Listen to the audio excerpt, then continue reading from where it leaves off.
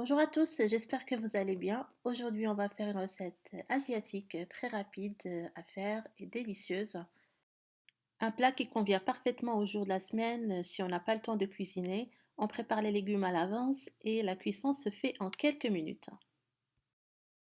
Donc, vous commencez par couper le blanc de poulet, le poivron, l'oignon et les choux en lamelles. On peut utiliser soit le blanc de poulet ou des crevettes. Les lamelles doivent être plus ou moins fines. Pour les carottes, je les ai râpées grossièrement. Alors ici, j'ai de la farine, je mets quelques épices, sel, poivre, gingembre en poudre, de l'ail en poudre aussi. Et on va passer les morceaux de poulet dedans et essayer d'enrober chaque morceau de farine. Vous chauffez un bain d'huile et vous faites frire le poulet pour obtenir une sorte de beignet de poulet.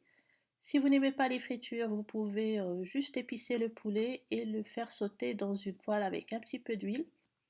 Mais dans la recette originale telle que vous trouverez dans les restaurants asiatiques, le poulet est plutôt frit de cette façon.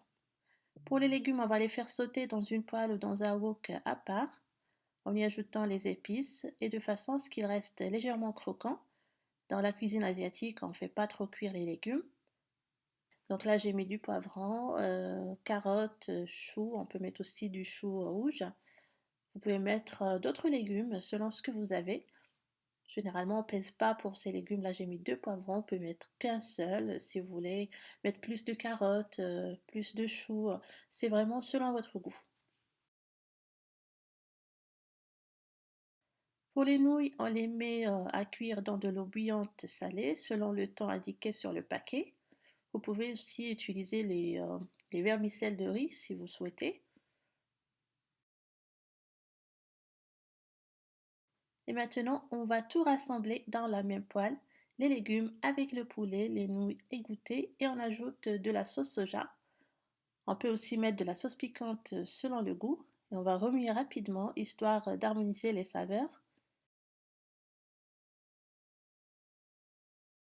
En dernier, on rajoute des tiges vertes d'oignons nouveaux coupés finement.